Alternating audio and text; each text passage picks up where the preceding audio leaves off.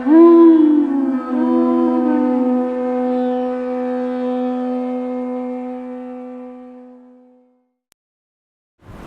name is Kushadevi Dasi, and lately I've been remembering Srila Prabhupada as my savior, and remembering many times that Srila Prabhupada came to our rescue, literally came to our rescue. And so today I wanted to share with you 3 pastimes where Srila Prabhupada came to our rescue. And also the theme is, that where this was women and children. Srila Prabhupada, there was 2 of us, Govinda Dasi and myself and my son, so 3. He was 3 years old, and traveling in India in 1976 from November through February with Srila Prabhupada. And the first time I was amazed and grateful on this particular trip was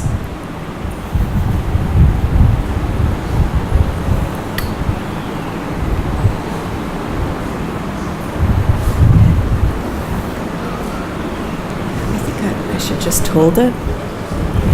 That Srila Prabhupada, we met Srila Prabhupada here in Vrindavan. I think it was Thanksgiving, November, and it was really glorious. We were exhausted after travel, and when you're traveling with a 3-year-old child, you're even more exhausted because you're looking to their comfort the entire time, and you're also thinking about everyone else. If he gets upset, you don't want anybody to be bothered by a child. So by the time we got here to Vrindavan, I was just falling asleep on my feet, completely and totally exhausted.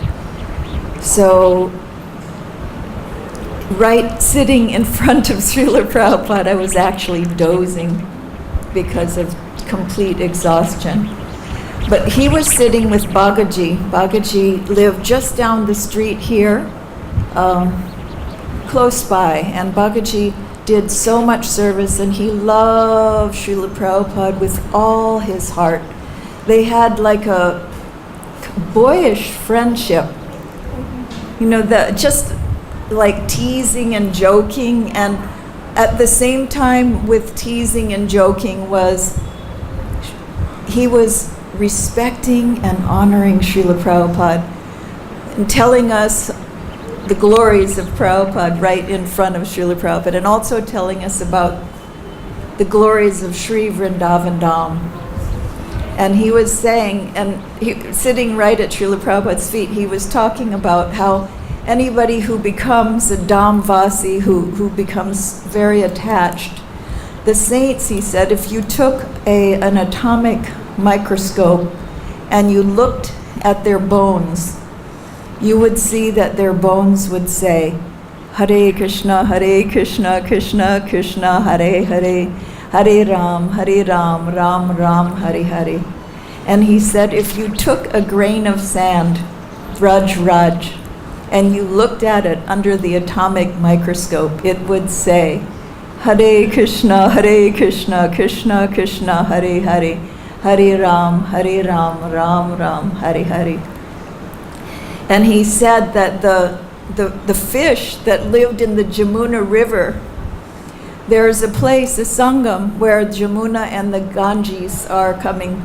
And he said those fish that they're very attached to the Jamuna, when they start to come close to the Ganges, they turn around and swim back into the Jamuna. They don't want to go, they just want to stay in the Jamuna.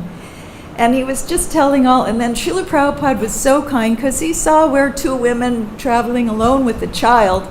And he said, Bhagaji, you should take them everywhere in Vrindavan. You take them around. So he took us on parikrama. We went by car, Govardhan parikrama, and he was showing us, Prabhupada asked him to show us properties that would be safe for women and children to live. And so that was really nice. He was taking us to different places and saying, this would be a safe place, you could buy this, because we were considering possibly coming and moving to Vrindavan. And Srila Prabhupada was really encouraging in that way. So then Srila Prabhupada was moving to Mumbai, and at the time it was Bombay. And so we went with him on the train. It was a first class coupe, and we were in the coupe next to him. And he was traveling with his personal assistant, and we were right next to, trying to see if we could hear through the wall, anything. And my son, we would buy grapes, at the different train stations, you see what nice fruit is there, and we'd send my son in with gifts for Srila Prabhupada. And my son had a really amazing relationship with Srila Prabhupada. Every day he would give him a garland, and Srila Prabhupada would give a garland to him. So there was a sweet rapport. And when we got to Mumbai, there was actually a lot of the devotees had hepatitis, and they were really sick. And Govinda and I we had really planned. We had planned to go the year before, so we had packed and researched and had all kinds of. We had we didn't have bottled water then, so we had a distiller that you could put on any heat source and make distilled water. And so we were staying healthy like this by distilling our water. And we were visiting some of the Matajis who they had hepatitis. And then when we were in Mumbai or Bombay, Srila Prabhupada said we should go to Kumbh Mela because Kumbh Mela is happening soon. And there were no trains, there was nothing available to go into Allahabad. Everything was completely and totally booked. Recently in telling this pastime, I heard from Abhiram Prabhu that they had a really nice relationship with this Mr. Gupta, and he was the head of the entire Mumbai train station. So he put 2 extra cars on the train, 1 second class and 1 first class. So Srila Prabhupada could bring all of his devotees with him, and they could go to Kumbh Mela. But there when we were in Bombay, I'm going to say Bombay because it was Bombay at that time, every day in the morning, Srila Prabhupada would come downstairs in a palanquin, a tiny palanquin. It was a narrow staircase. So he would be carried down the stairs because his health was very fragile. What year? 76. And, but it was the end, December probably, 76. And at the time, Gopal Krishna was married to Ekayani, and he had his son. And his son would ride on Srila Prabhupada's lap every day in the car. And one day, he wasn't there. So my son got the bright idea, I want to go on Srila Prabhupada's lap. And I was saying, shh, he was creating a little commotion. And I was thinking, I'm nobody, I'm not a temple president's wife, I don't have any standing, shh, be quiet, be quiet. My son didn't understand these things, he just knew that there's Srila Prabhupada. I have a relationship, we're constantly exchanging garlands, he gives me cookies, I love him, and I want to go on his lap. So I was, I was worried, but Srila Prabhupada said, this is a time that he saved me from my anxiety. He said, come on. And so my son sat on his lap. It was a short ride to the temple. But while my son was sitting on his lap, Srila Prabhupada stroked his Sika. He had blonde, very soft, fine hair, and Srila Prabhupada was just stroking his Sika. Srila Prabhupada was very affectionate to the children, very affectionate. They had such a loving exchange. And on 3 occasions, he said that my son was a great devotee in a previous life and a dancer. So I was, I ran to the temple to greet them on the other side and get my son and go into Guru Puja. And so this was the first time that I was feeling He saved me from my own anxiety and social anxiety. Sometimes being a woman in ISKCON, you feel like being invisible as much as possible. It's kind of a theme, So the second time was, we went to Kumbh Mela, and that was really an exciting. Kumbh Mela was, Prabhupada had told Govindadasi in 1967 about this particular Kumbh Mela. He said would be the most auspicious in 144 years. And he said, I will take you. And here we are on the train, and she's remembering that Prabhupada had already told her that he was going to take her. And it wasn't exactly like we had planned to go to Kumbh Mela. We just found ourselves on the train with Srila Prabhupada, because Srila Prabhupada had Vaksiddhi. So whatever he said, it was his mouth to Krishna's ears, and Krishna made it happen. So there we were on the train with Srila Prabhupada to Kumbh Mela, which was impossible, really, because there were no trains. There was nothing, no way you could have actually gone. So when we got there, we arrived in the dead of night.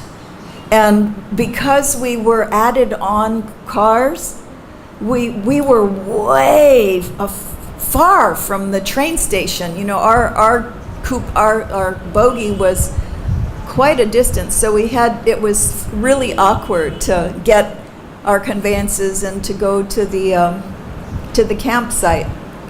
That Kumbh Mela was really exciting. We still have the very same campsite at Kumbh Mela. I went a few years back, and that location has become central. Just like this was an outpost, this Krishna Balaram temple, Srila Prabhupada said this will become the center of Vrindavan. And you can see now everything is built out to the road. It is the center of Vrindavan. But at the time, Srila Prabhupada could look into the future. He could understand what will be. And so he said like this. He said, this will be the center of Vrindavan. Our temple will be the jewel, the center of Vrindavan. And here we were at Kumbh Mela, and we were at the end of the line. We were right under the train tracks. And we were far away from the center of Kumbh Mela. And Prabhupada wanted us to be in the center of action. He wanted us to be right where the preaching was good. So because we were at the edge, he sent us to the center for doing Harinam Sankirtan. So he sent parties out. And Kaushalya, we had a woman's party, and Kaushalya was leading the kirtan. And we would bring people back to our campsite. And when we arrived there, we were actually camping in yurts, and we had straw beds on the sand. So I had an unfortunate incident. I was carrying honey, and it popped in my sleeping bag. Whew. So I had sticky bedding. And there was no way, it was cold, and there was a cholera epidemic at that time. So they were going around and they were making sure you had a stamp that you had a cholera shot. And so, some of the devotees didn't want all these vaccinations, and they were trying to figure out ways around getting vaccinated. So I remember, the time we were supposed to take bath. Our auspicious time was 11:27. So I lashed my son to me. I actually tied him to my body, because the way that the bathing was like everybody ran into the water at the same time, and he could have drowned. He could have been, it would be like a stampede. And I was a very good swimmer, a lifeguard. I had no problem with that kind of thing. In the morning or in the night? It was 11:27 in the morning. And they brought buckets of water for Srila Prabhupada to take bath at that time. We were taking bucket bath. They had like a little, they weren't individual bathing facilities. They were just like, with cloth around them, and we were taking our bath. But on that day, we were taking bath in the Sangam every day, but to go to Mangalartik, we were taking in this little tent-like structure, taking our bath. So, and there were elephants that, it was quite a grand procession. The Mahants that were leading their entire Sangams there to the river. It was quite exciting, a little different than we're having now with the Mack trucks. They have the fellows, the Mahants on Mack trucks now. It's not as exciting as having elephants. We used to even have elephants at Rath Yatra. I just came from LA Rath Yatra, and they had a blow-up elephant, reminiscent of the days when we actually had real elephants. I remember we had an elephant one year. Yes. At Rath Yatra? Yes. The opulences of the past are waning. So that particular Kumbh Mela was really ecstatic. Srila Prabhupada was giving special sannyasi classes on what it meant to be sannyas. But as we were leaving, there was two things that happened. One was that Srila Prabhupada's personal assistant, he saw that we were occupying. It was actually, there was 2 women, but we brought Palika into our coupe. So there were 3 women and a child in our coupe. But the Prabhupada's personal assistant wanted that coupe for sannyasis, important people. And actually, at Rath Yatra, I had the opportunity to discuss this problem with this important devotee. And I told him how it was really nerve-wracking that he was trying to throw us out of our space. Because now it's like 40 some odd years later. But still, it hurts to think that the women and children would be abandoned at Kumbh Mela. And he said, oh yes, at that time I was thinking of a ISKCON caste system. Women and children were not important. And he said, but Prabhupada straightened me out that day. So he was saying, let some important devotees take that coupe. And so I heard what was happening, and I went scampering off to Govindadasi to say, they're going to abandon us at Kumbh Mela. And this is, how will we get out of here? There's no way. I was really alarmed, because particularly we have a 3-year-old child. It's even more difficult. So we also went to see Mr. Gupta to tell him what was happening. And Govindadasi went to Srila Prabhupada and he said, it's already sorted out. Don't worry, you're coming. And then when I heard from his assistant, I'm not going to say names because it's not really fair, that person is still alive. He said, no, I learned a valuable lesson that day. I understood. Prabhupada said, no, they are the most important people. They shall stay in that car. So I had never known this part of it. So I felt like, okay, the fact that I had the courage to speak to this gentleman and talk to him, he was able to listen and be kind and understanding towards me at this point, and apologize, And then he elaborated that Prabhupada was so kind. So Prabhupada saved us again. He saved us again. And what happened at the train station after that was really interesting, because we found ourselves alone with Srila Prabhupada. And this person was a sannyasi. So he used his danda like a fence to protect Srila Prabhupada. He put it sideways because people, in the train station, it's a big rush. People are going here and there and they're pushing. It's one of the things here. I'm having a knee problem right now. And in the temple room, I'm very frightened to be pushed because I re-injure my knee and it's really painful.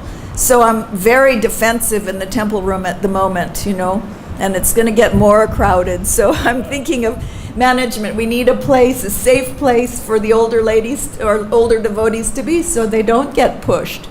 people don't really understand. We're all going through various physical handicaps, and we need protection.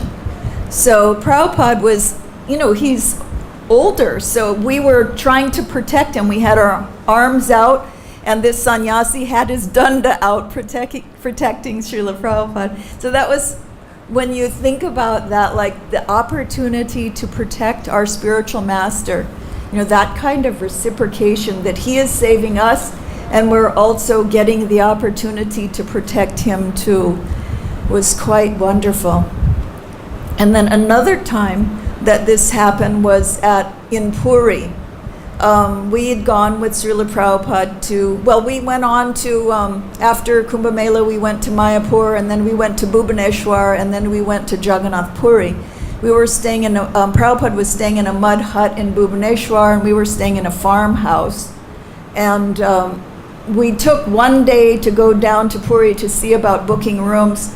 And there was a Lions convention or a Rotary Club or something like that, and it had occupied all the rooms in Puri. So we had to wait a couple of days for Srila Prabhupada to have proper place for all of his disciples to be in Puri. But when we got there,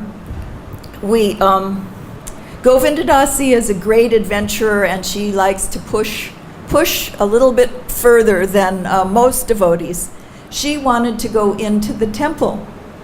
And I wasn't so courageous because I had a 3-year-old child to worry about. So I carried all of her things, and I stayed a little bit distant from the gate. And she went in. It was at dusk with a chadar over her and a cane, as if she was an old person. She was impersonating an older person and covering herself. But most likely they could understand by the way she moved, that she wasn't Indian. So they pulled her chadar off and started beating her with her own cane. And so she came running out, and we went right to Srila Prabhupada to explain what had happened. And his eyes got very big like saucers, and he was just listening to this, that this had happened. And he felt very protective towards his disciples.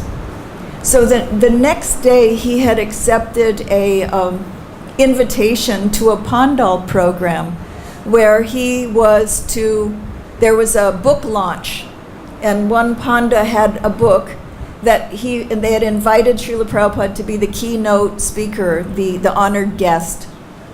So Srila Prabhupada accepted the opportunity to come, but he was thinking he wanted to utilize the platform to speak about why can't his disciples come and see Jagannath. They're Jagannath Bhaktas.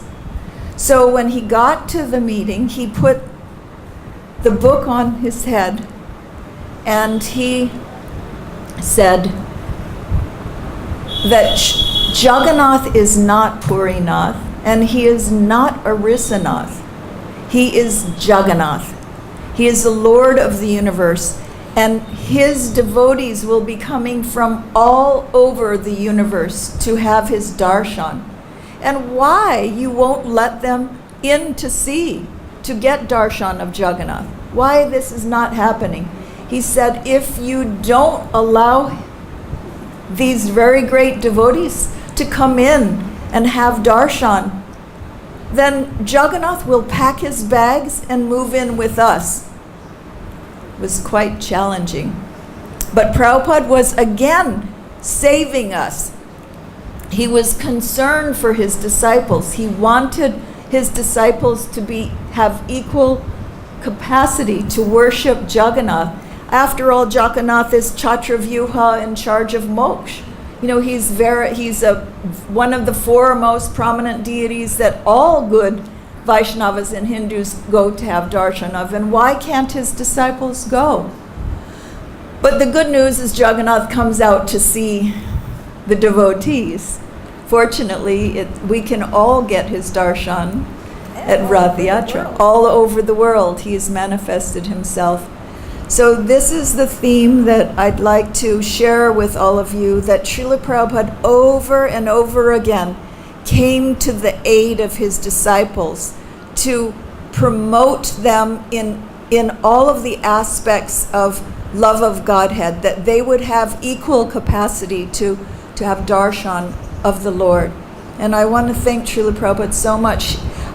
This is I think the first year that I'm having the theme in my life of Srila Prabhupada as my savior over and over again, because the women and children, without Srila Prabhupada, we would have had no position. This was an innovation. Gaudiya Math had never allowed women and children to live in the temple, and he had arranged for us to live in the temple. And he had given us all facility to do all aspects of devotional service equal to he would say, my boys and girls, that the boys and girls had equal opportunity to do devotional service. And we are representing that today. I was hearing that there's some preaching going on in different parts of the world. They're saying that women cannot go back to Godhead unless they're married. This is not true. Srila Prabhupada never said this. And Srila Prabhupada gave us opportunity to preach Krishna consciousness. We led kirtans, we gave classes. In the old days, we did all of these things side by side with the gentlemen. And in 2000, we went to the GBC to try to get the rights of ladies back again. They had eroded over time. And I worry sometimes that when we old-timers pass away, that this legacy, it's a legacy that Srila Prabhupada has given us, that women, children, and men can do seva side by side. It's a legacy. Lord Chaitanya, he had in Jarikhanda everything, all the animals were chanting. He gave equal opportunity to everyone. Srila Prabhupada gave equal opportunity to the Vaishnavis also. And that legacy is Prabhupada's gift. We are an emblem of Prabhupada's special mercy. All Vaishnavis are pure mercy of Prabhupada. And I want to thank ISKCON for allowing this to go on. And I'm going to turn everything over to my dear God sister Manjari. We were brahmacharinis together in Hawaii. We were raised in Krishna consciousness together. And still, now 48 years later, we're still here. And this is a special breed of Mataji that no matter what, no matter how much scar tissue has been put on us, we're still here and we're not going anywhere. And we're holding space for Srila Prabhupada's legacy. Vaishnavis all over the world are Prabhupada's emblem of special mercy. Hare Krishna. I don't think I can say anything at all. Oh yeah, here.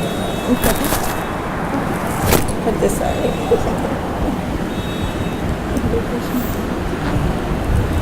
Om Jnana-timirandasya Gyananjana Shalakaya Chakshurunmilitamena Tasmai Shri Gurave Namaha.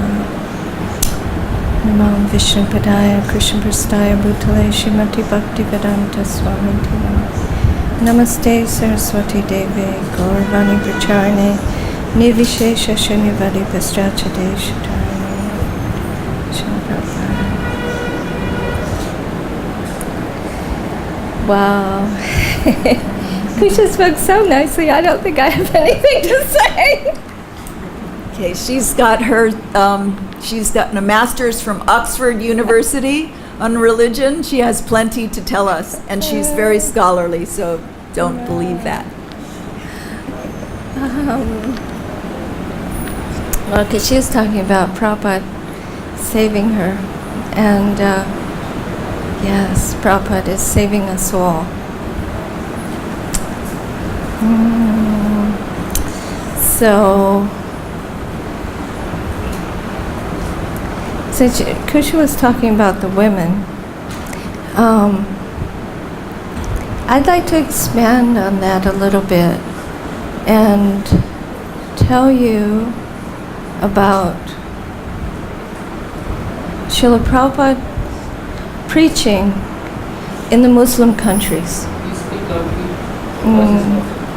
I'd like to tell you about Prabhupada's preaching in a Muslim country where we were. That's Iran. Prabhupada came twice to Tehran. So there's a few things. But before that, I wanted to tell you this verse because I recently saw this verse. It's such a beautiful verse. I just wanted to share it with you. Do you know who Srila Sridhar Maharaj is? Srila Sridhar Maharaj is Srila Prabhupada's godbrother. And he was, actually senior devotee. And Prabhupada said that he considered Srila Sridhar Maharaj his spiritual master. I mean, not spiritual master, but his Shiksha Guru. And because he was so dear to his spiritual master, Srila Bhaktisiddhanta, there's this beautiful picture of Prabhupada chanting in Mayapur. I have it. And Prabhupada is in ecstasy chanting, and the devotees are chanting behind him. And what we don't see is that Srila Prabhupada is standing in front of Sridhar Maharaj, and he's chanting. He's having kirtan with him. And it gave Prabhupada so much joy. Now, so Srila Sridhar Maharaj wrote this verse, and it very much pleased Srila Bhaktisiddhanta Saraswati Prabhupada. And I'll tell it to you. And the reason I'm telling you this is because the verse is from the Bhakti-Vinod Prarthana Dashakam, I think it's called. It was the prayers to Srila Bhakti-Vinod Thakur. However, I see this verse in relation to Srila Prabhupada, and that's why I want to share it with you. It goes, Shri Gaur Anumatam Swarupa Viditam Rupa Grajena Samannitam Rupa Dyar Pariveshitam Ragugunayar Ashvaditam Sevitam Jiva Dyar Abhirakshitam Shukha Shiva Brahmadi Samannitam. It's very simple, very, very sweet. And I'm sure because Hindi and Bengali are so close to Sanskrit that you even understand it. Shri Gaur Anumatam. Anumatam is a gift. That gift of Gaur, Swarupa Viditam, which is understood by Swarup Damodar, Rupa Grajena Samannitam, which is adored by the elder brother of Rupa, which is Sanatana Goswami. Rupa Dhyayar Pariveshitam. That means that Rupa Goswami, now the word is Pariveshitam. Pariveshitam means it was served by Rupa. But this particular verb, to serve, means to serve food. So it's like serving out. So it was served out by Rupa. So we can understand that this gift of Gaur is something edible. So, Rupa Dhyar Pariveshitam Ragugunayar Ashvaditam Sevitam. It was tasted by Raghunath, who also added something of his own. Jiva Dhyar Abhirakshitam. It was protected by Jiva Goswami. Shukha Shiva Brahmadi Samannitam. And it was worshipped by Shukadev Goswami, Lord Shiva and Lord Brahma. They all worshipped him. So what is it? Shri Radha Pada Sevanamritam Aho Tadatum Ucho Bhavan. So this is the amrit, this is the edible thing, it's amrit, the nectar of the seva of the lotus feet of Srimati Radhika. Tadatum Isho Bhavan. That means that this is what you are giving. And so when Srila Bhaktisiddhanta heard this, then he said, oh, he's understood the conception. And he liked this verse very much. So this is the verse I was thinking of. I was thinking of how Srila Prabhupada carried this conception and he brought it to us. And this is the just like we say, Sri Chaitanya Manobishtam Stapitam Yena Bhutale, because Rupa Goswami, he understood the Manobisht of Sri Chaitanya Mahaprabhu. Therefore, he was able to establish Mahaprabhu's message in this world. So, Prabhupada, he established Mahaprabhu's message. He understood the Manobisht also because he is the follower of Srila Rupa Goswami. He understands this Manobisht. And so he was able to establish this mission of Sri Chaitanya Mahaprabhu in the Western world, all over this world. So because it is this, because he understood what Sri Chaitanya Mahaprabhu came to give. And then I was thinking, like in 1970, Kusha was in Hawaii. So were you? No, but I wasn't at this time. So Kusha was already a devotee in the temple. I wasn't. We're talking at this time of the year. Well, no, it was July.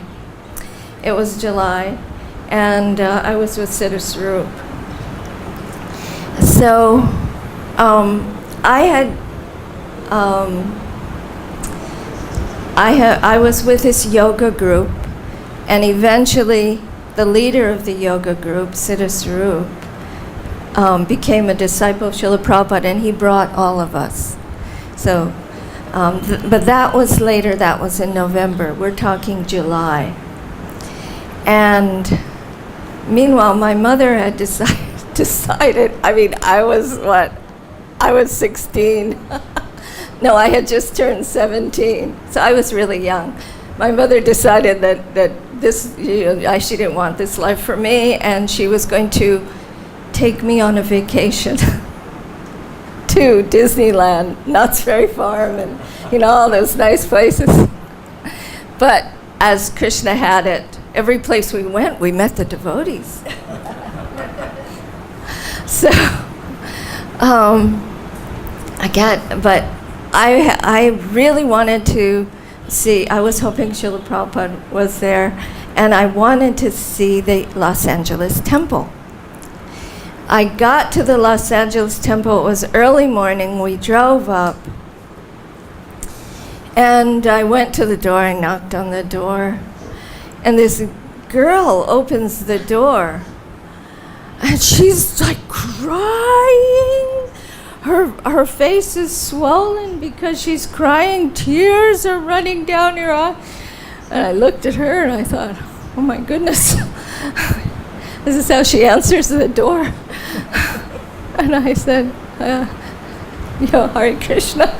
And she said, Srila Prabhupada just left. Prabhupada had just left. Prabhupada had gone to the airport, and all the other devotees had gone to the airport. She was the only one left. Oh, no wonder she was crying. I know, yeah, poor girl. And where had he gone? He'd gone to Hawaii, where I was from. Kusha was there. Prabhupada had gone to Hawaii, and I missed him, just like an hour, something like that.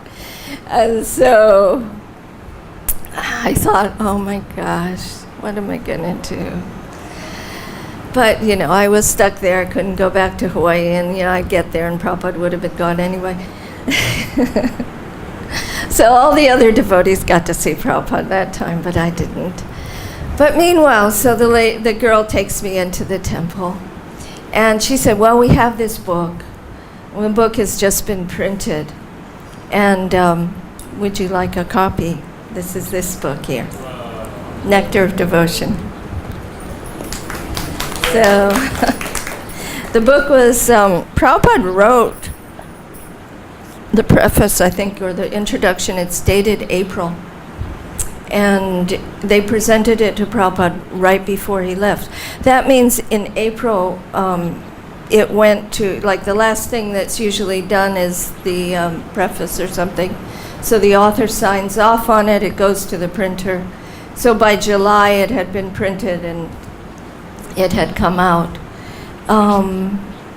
And so I just wanted to point out, Nectar of Devotion is one of my favorite books. But besides that, it's interesting.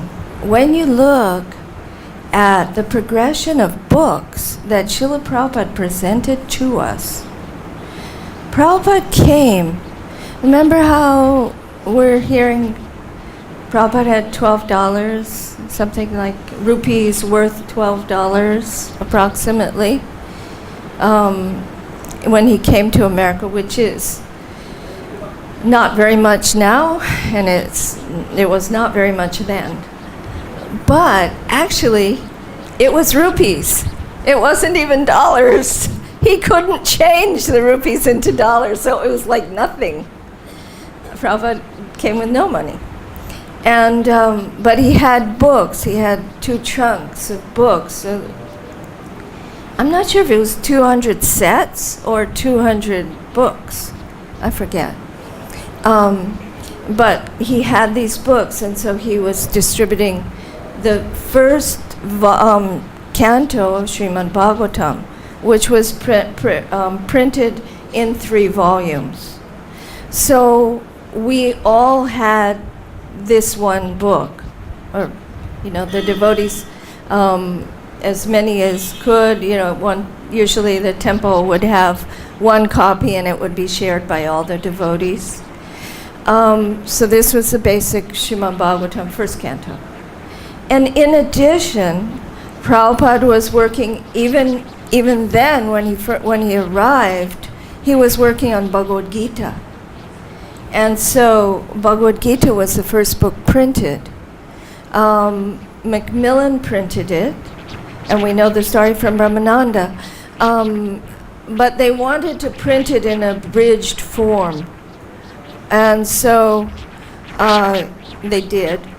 And you may see copies. I don't know if we have it here, but it's purple with a picture of Lord Vishnu. Now this was a line drawing done by Govinda Dasi, and probably Angur Sundar too. Originally there were more hands. I'm not sure how many. There are 4 hands. Yeah. Originally there were more hands, and they took the other hands off. Oh, I know. I think she was doing universal form. But anyway, for the cover, they just did 4 hands, and as Lord Vishnu on the cover. It's very beautiful. And Govinda Dasi also did beautiful pictures of Lord Chaitanya, which aren't being used right now in TLC. Yeah. So, in any case, second book, Bhagavad-Gita. Anybody know third book?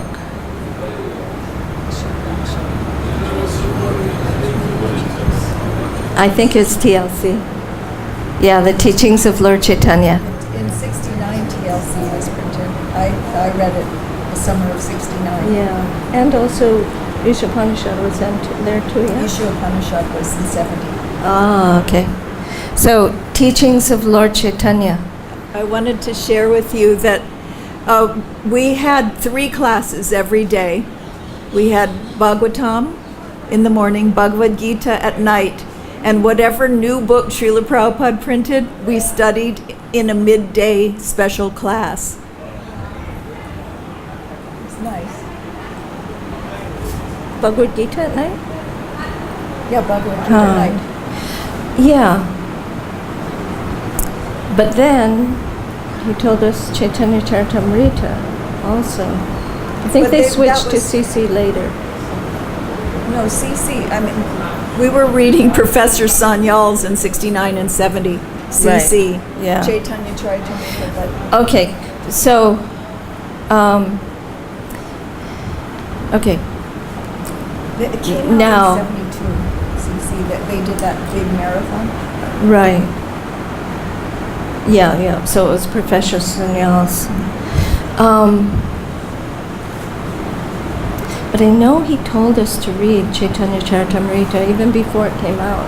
And that's what we're reading, Professor. Because Gaurasinder, our temple president, was helping Srila Prabhupada. So we had Chaitanya Charitamrita, from Professor Sanyal. We were reading Teachings of Lord Chaitanya. And because we were a Chaitanya temple, Gaur-Nitai temple. Yeah. So, Bhagavad-Gita in our temple in Hawaii, we, because I eventually did join the temple in Hawaii, but in that temple, we were chanting Bhagavad-Gita, seventh. Oh, I know. So Gaurasinder explained to us that Bhagavad-Gita, the first 6 chapters are like the front cover of the book. The last 6 chapters are like the back cover. So the middle 6 chapters are the essence of Bhagavad-Gita. So we started with the 7th chapter. And we were chanting the Sanskrit of the 7th chapter, and then by the time Prabhupada came, then we were into the 8th chapter. And so by that time, we were chanting the entire 7th chapter and we were adding the 8th chapter. And when you chant something every day, you learn it. It just takes doing it every single day. So you've got just the repetition. We were also chanting Sri Upanishad. So we all, all the early devotees, they all know the whole Sri Upanishad, or at least they did. And Prabhupada really liked this very much, that we were chanting the Sanskrit. And later on, when he went to LA, he also he introduced the chanting of the Sanskrit in the Bhagavatam classes. They were not doing that before, and then at that time. But back to the books. Prabhupada had Bhagavad-Gita, which is the essential book for understanding who you are. Who is the Supreme Personality of Godhead? What is your relationship? What is this world? And so the Bhagavad-Gita is the basis of all philosophy, along with Srimad Bhagavatam. Then he introduced Teachings of Lord Chaitanya. Teachings of Lord Chaitanya has Rup Shiksha, Sanatan Shiksha, the Ramananda Samvad. The basic part of the Chaitanya Charitamrita, Prabhupada gave in Teachings of Lord Chaitanya. It's just like Krishnadas Kaviraj, when he's writing the Chaitanya Charitamrita, it was such a big endeavor. He actually didn't know if he would be able to finish it. And so you have like a doubling of some of the stories, like a Rath Yatra, and also Rupa Goswami's Yalko Madhahara Saeva. That is introduced in one part. It's also introduced at the end. There are certain repetitions in Chaitanya Charitamrita because Krishnadas Kaviraj wanted these very important items there, just in case he didn't get to them later. So in the same way, Srila Prabhupada at that time, he didn't know how much time he had. He had had 2 heart attacks on the Jaladuta on the way, and there was no hospital to go to. You know what? Actually, a friend of mine had 2 heart attacks. Fortunately, he was at a hospital in Delhi when it happened. But they told him that when a man has 2 heart attacks like that, the 3rd heart attack is fatal practically all the time. So it was like that with Prabhupada. No, he had had 2 heart attacks, and he didn't know how much time he had. So this is why I'm trying to say, because the order of the books that he gives us is actually really important, because he wanted to establish certain philosophical principles for us, what is important for us to learn. So Bhagavad-Gita or the Srimad Bhagavatam, right? Especially that first canto. The Bhagavad-Gita, the essence of Chaitanya Charitamrita, the main shikshas of Chaitanya Charitamrita, he's giving in teachings of Lord Chaitanya. Then he gives Sri Ishopanishad. And that's interesting. I've thought about this a lot because, but I also understand that, I mean, it's kind of puzzling, but I also understand that one thing that Prabhupada wanted to establish is that this Krishna consciousness movement is authorized. And what better authority that you're giving than Shruti? He had introduced Smriti, so far the Puranas, and the Bhagavad-Gita, which is Itihasa. And he wanted to introduce Shruti. And so he's, I'm sure you all understand. So he's giving an Upanishad, the Sri Ishopanishad. And Sri Ishopanishad was also very short. And then the next book, this book, Nectar of Devotion. So this is the summary study of Bhakti Rasamrita Sindhu by Srila Rupa Goswami. This is so important to us that we have an understanding of this. What is bhakti? What is ras? What is our relationship with Krishna? Because Prabhupada made it clear, we are Rupanugas. So what is the main teaching of Srila Rupa Goswami? The Bhakti Rasamrita Sindhu. And this, Prabhupada called it a summary study of the Bhakti Rasamrita Sindhu. But when you, right now I'm reading the Bhakti Rasamrita Sindhu along with Nectar of Devotion, side by side, and I'm seeing, it's like I thought that Prabhupada had written an abridgment of the Sindhu, but actually not at all. All the main verses, one after another, are in the Nectar of Devotion. It's amazing. It's just amazing to me. It's all there. Just, Prabhupada has also included purports of his own. But Rupa Goswami, what Rupa Goswami has said, and in the order that Rupa Goswami has said it, it's all here. Sometimes the categorizations that Prabhupada gives are slightly different than that in the Bhakti Rasamrita Sindhu. But the order of the verses, same, absolutely the same. And so I think we have to stop. Oh?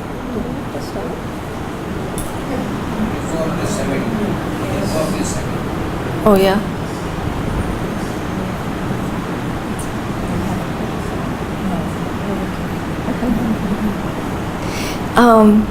Okay, I'll just say a little bit more because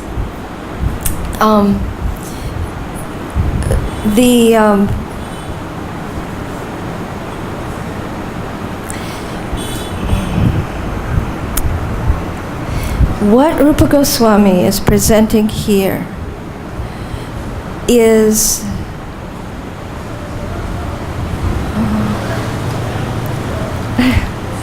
there's an idea that I want to say, but I'm not exactly sure how to say it.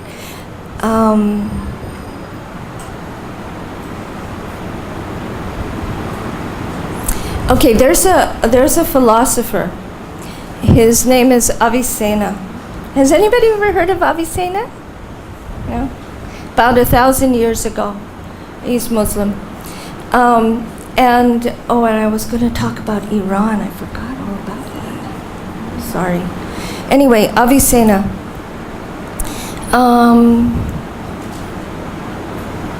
He said that the purpose of the Quran was not to create a religion.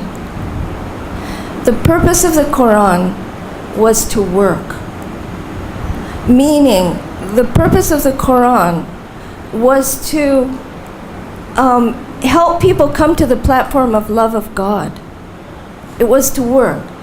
And so, Rupa Goswami, like that, the idea here is that Rupa Goswami has written this comprehensive analysis of bhakti ras. And it is, on one level, it is extremely esoteric and difficult. He's speaking of Parakya Bhav, which is very high. And most people cannot understand this, comprehend it. And but this is what Rupa Goswami is giving. But what Prabhupada has done is he's explained it in a way that we can totally understand and that relates to who we are. There's one thing I want to, it's, he's talking about bhakti and he's talking about ras. And he says every service has a feature which drives the servitor progressively on and on. So we're all engaged in some kind of service. Driven by affection for his wife and children, a family man works day and night, and a nationalist works for the cause of the country, and a philanthropist works for the cause of humanity. And then he says, that force which drives the philanthropist, the householder, and the nationalist is called ras. Ras, a mellow whose taste is very sweet. And then he says bhakti ras is a mellow of a different from the ordinary ras enjoyed by mundane workers.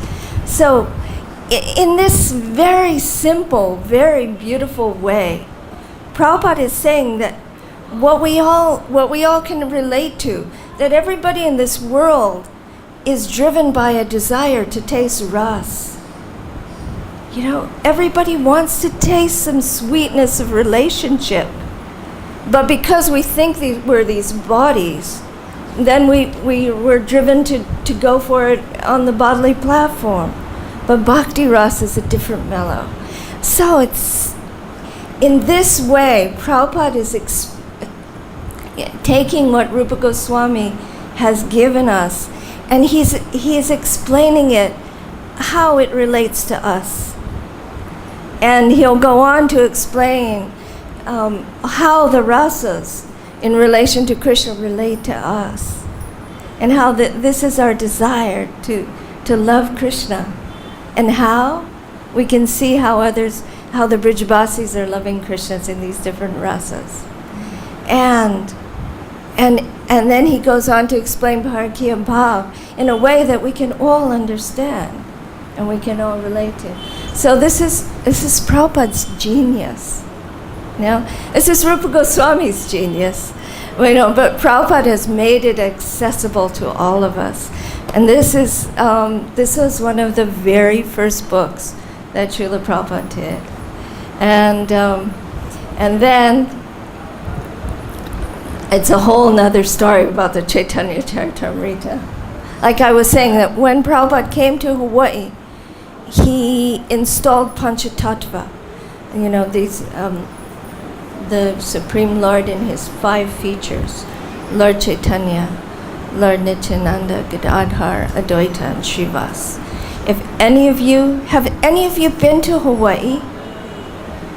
The deities there are so beautiful. They are the most beautiful Panchatattva deities in the whole world, including Navadvipa. I have to say. Because Srila Prabhupada personally installed He them. personally installed them, and he named Hawaii New Navadvip. And so, if you ever have a chance, it is totally worthwhile to go to Hawaii to see Panchatattva and to serve them.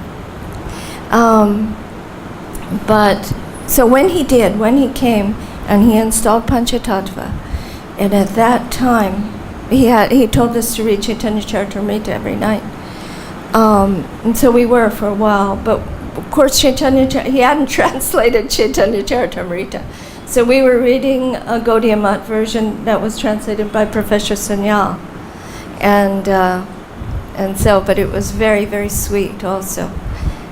But when Prabhupada, you all know, I'm so surprised that this hasn't been made into a book, because it is one of the wonders of the world, how the devotees produced the Chaitanya Charitamrita in 2 months, 17 volumes in 2 months. It is, for anybody who has worked, it is an astounding thing, but especially if you work in publishing or printing, you understand, like right now we send a book to the printers. It takes 2 months to be printed. But they were taking the book, they were taking it through the editing, they were doing, first you have to do the editing. It goes back to the Sanskrit or the Hindi editor, or in this case Bengali editor. It comes back to the English, goes back to that, back and forth, and then they had you have to do the proofreading, and in addition, and then after that they do the layout. Meanwhile, at the same time, they're also producing the artwork. You know, there are so many paintings in each volume of Prabhupada's books, and in Chaitanya Charitamrita. The devotees were working, they had 24-hour shifts. So they were working like 8 to 12 hours a day, or sometimes 14 hours a day, and just taking off time to eat and to sleep a little, to chant a little, and go back to work. They were, the artwork was done like an assembly line, where one person does the composition is like a line drawing, another person does the color composition, another person, then you start to fill it in, somebody is doing the background, somebody's, like that. And so they were able to do so many different wonderful, wonderful paintings. And then the editors, they were so heroic but they had these shifts so that 24 hours a day people were working. And then they had to, in addition to all that work, the printing takes time. And so they had to be able to send it to the printer in enough time to get it back. And they were miraculously able to do it in 2 months. This is so incredible in any sphere of the printing world, the professional printing world. Things do not get done like this, but they were able to do it for Prabhupada. It is so amazing. And Prabhupada was so happy. And we had Chaitanya Charitamritas to distribute all over the world. It was such a wonderful time. It was. I was in Iran at that time, I think, when that happened. Yeah. When the books, we would get advanced, they were mimeographs. They didn't even have Xerox yet, yeah, but that's right. We would get mimeograph copies of what was coming out, and it was like we were stealing some nectar, getting it before it was actually printed. We were so anxious to hear what was just coming out, what was Srila Prabhupada doing now. Yeah, just like, before the devotees discovered that they could work so hard and produce so much, they were working from ISKCON Press. They were still in New York. The Chaitanya Charitamrita, when the Chaitanya Charitamrita was done, the printing press had moved from New York to Los Angeles. And it was under Rameshwar and Radha Ballabh. Rameshwar was the overall in charge. Radha Ballabh was the general manager at that time. And but at that, before that, when they were still in New York, so and Prabhupada was working on the second canto of Srimad Bhagavatam. We would get, they would do one chapter, and they would print it as a paperback, with just no paintings inside, just a painting on the cover. So we'd have answers by citing the Lord's version, the Lord in the heart. I think the entire second canto was done chapter by chapter. And then it was printed as a whole book. But just because the devotees were waiting, there were so many devotees and so many by this time there's a lot of temples going on. And many, many devotees are coming, and so the desire for books is very, very... See, Prabhupada understood, because the movement was growing like exponentially all over. There were so many centers. When we became devotees, you know how it is now, especially in India, you have centralized temples, and people join temples. And so it was like that on a smaller scale in America. However, the understanding was the temples were for the unmarried brahmacharis and the unmarried women. But eventually people get married.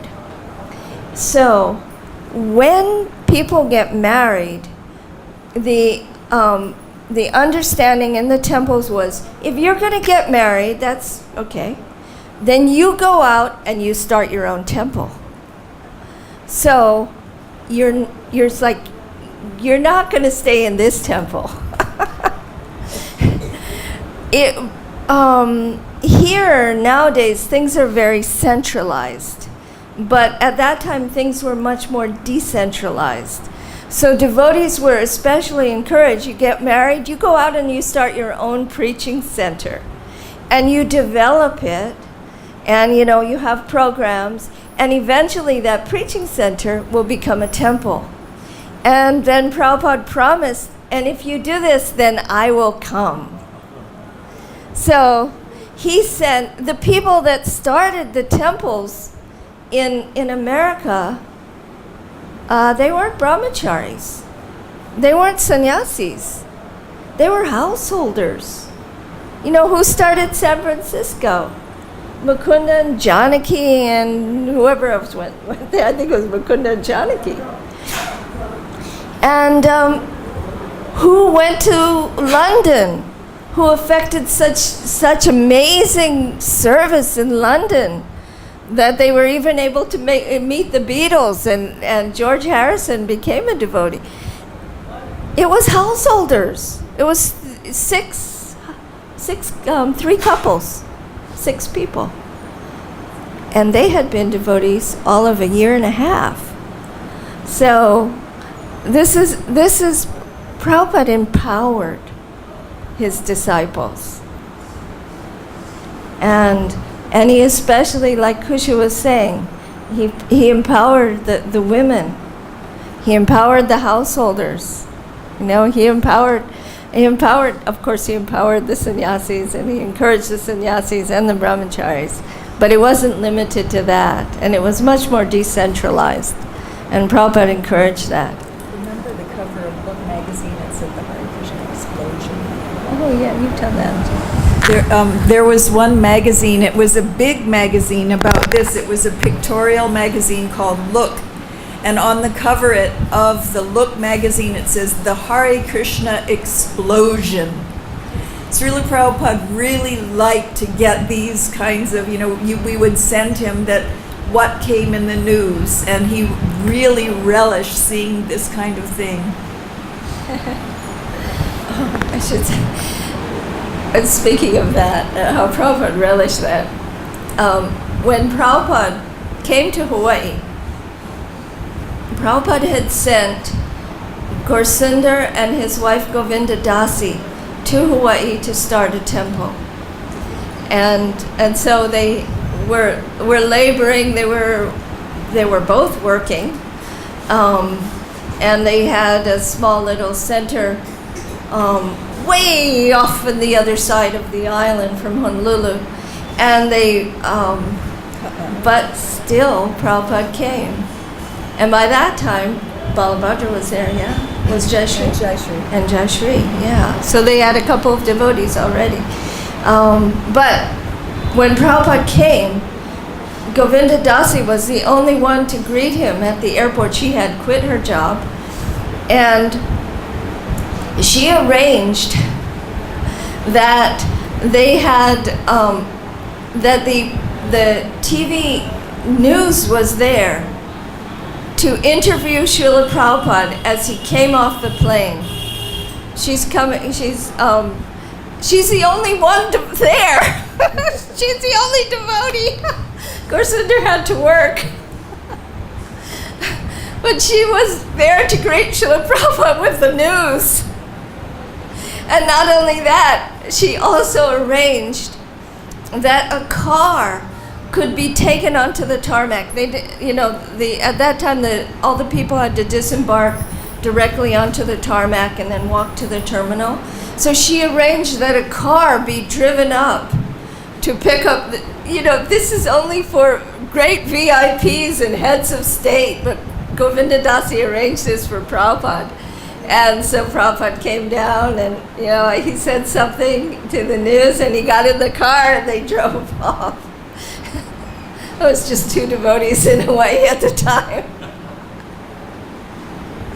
But, they were so resourceful, especially Govinda Dasi. Prabhupada later, he told BTG, Bhakti-Yoga magazine, that they should write an article entitling it Heroine Govinda Dasi. Yeah, Prabhupada was so encouraging of his lady disciples. This is true. So, yeah. Okay, I guess we should stop here. It's getting late. I'm sorry I didn't speak to you about Iran. Anyway. Srila Prabhupada sent us to Tehran, Iran, and we're also two household couple. Trey Rishi and his wife Vidhi Bhakti, and myself and my husband. So this is another example. Prabhupada sent his householder disciples and to a Muslim country to start a temple. Prabhupada said his householders were better than sannyasis.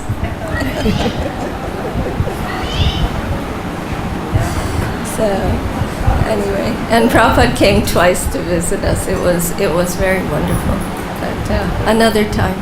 So thank you very much. Vacha Kalpatrubhyascha Kripa Sindhubhyeva cha Patitanam Pavanebhyo Vaishnavebhyo